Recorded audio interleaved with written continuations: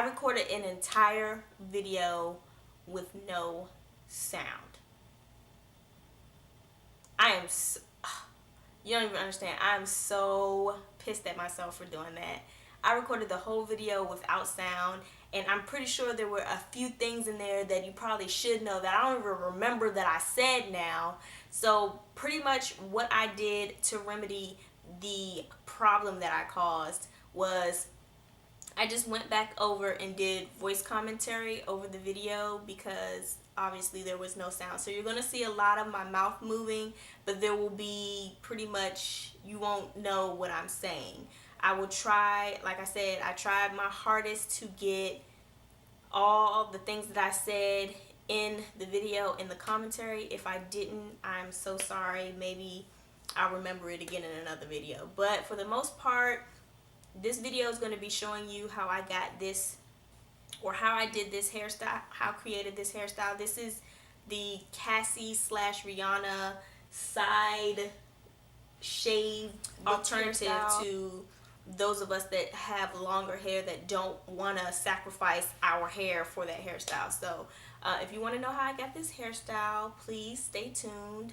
And okay, so to go ahead and get started, we're going to take the hair on the side, the longer hair, and we're going to cross it or pull it over to the other side of our hair. We want to pull it as taut as possible, and you're going to take a brush and just comb out or brush out some of the kinks that are over on that side. You want to get it as flat as possible, so you want to brush it and pull it as tight as possible. So you're brushing and you're pulling at the same time because you want it to be as flat as possible to give it that shaven look. Okay, so once we've used the brush, we're going to go ahead and use, I use jam to hold my edges. Whatever you use as an edge hold, you can use gel or whatever is your preference to go ahead and try to get that to hold and stay as flat as possible. I do use a toothbrush when dealing with my edges in jam, just because it helps get the finer hairs better. It's just a better all-around alternative for me to using a bigger brush for the job. So as you're brushing, you also want to make sure that you're brushing and you're pulling the hair to the other side of your head as taut as possible. You want to pull it as tight as possible to get the side of your hair as flat as possible. So please, please, please remember, you are brushing and pulling, brushing and pulling, brushing and pulling.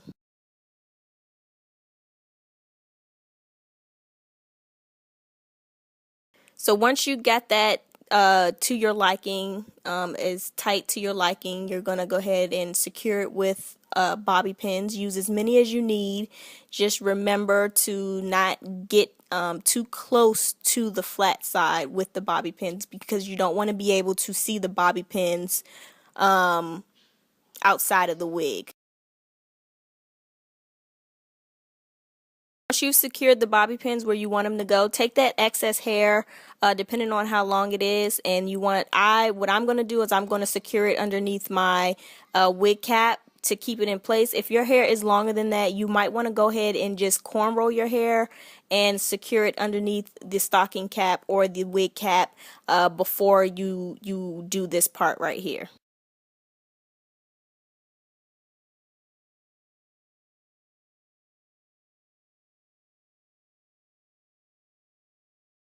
So to make sure that my sides lay as flat as possible, I'm going to go ahead and put my scarf on my head to hold my edges down and keep them in place, as well as to get it flatter while I am finishing the rest of my hair.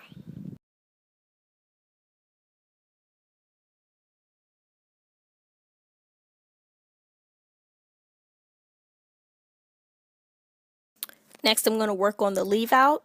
I have this leave out right here to put over top of the wig when I do actually secure it, because I don't want the wig line to be seen. I want this to look as natural as possible, so I'm using this leave out hair to put over top of the wig line. I want my hair to match the pattern of this curly hair, so obviously I'm going to have to recreate the same curls on my hair. To do that, I'll be using this curling iron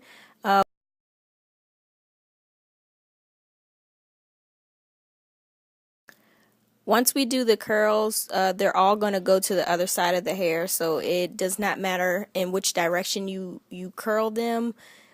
Now I'm going to comb through the hair and section it off. I'm going to section off the front part and put that off to the side so I can go ahead and get started on the side. So I'm going to take a small piece of hair about that big, as you see, and I'm going to go ahead and secure the excess hair so that it's not in my way. Take the curling wand and wrap the hair around the wand. When you're wrapping your hair around the curling rod, please be mindful of the spacing and know that the closer that you wrap the curls or wrap the hair together is the tighter the curl will be. And I'll do the same thing to the rest of my hair, and for time purposes I'm going to go ahead and speed up the video.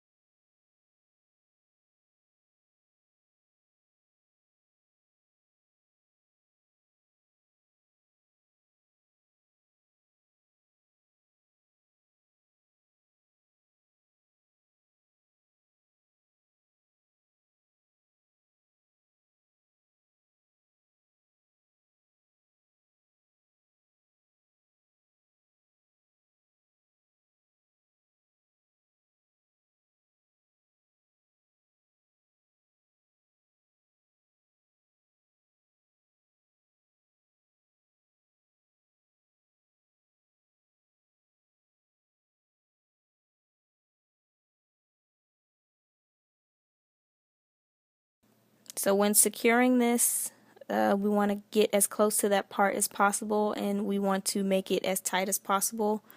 For time purposes, I'm going to go ahead and speed this part up, but all I'm doing is securing the wig and trying to get it as close to the part as possible.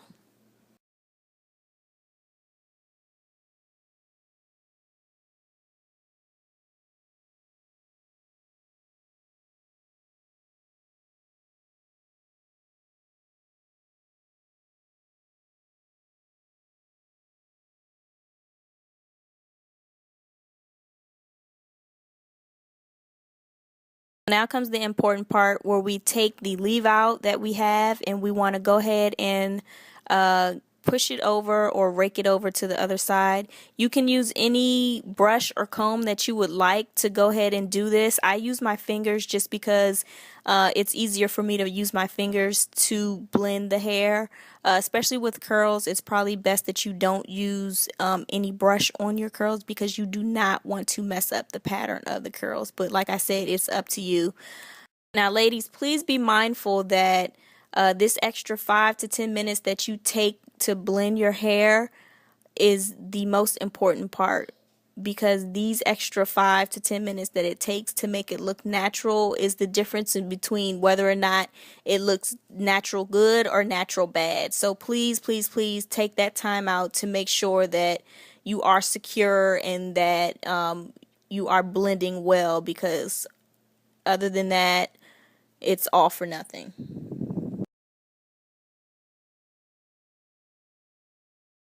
Okay, so I'm going to go ahead and take my scarf off as I'm singing, obviously. And once I get my scarf off, I'm going to secure the back of the wig. So those combs that were in the back of the wig, I'm going to go ahead and put them underneath the wig cap to secure the hair in place. Now, if you have a drawstring, this will also be a good time to go ahead and do that if you need to. And again, I'm blending. I want to make sure it looks as natural as possible. And this is the finished look right here. The side is as flat as I can get it. and it looks to me as natural as possible. So I hope you all enjoyed this video, and if you have any questions, please feel free to ask me, and I'll see you guys in my next video. Bye.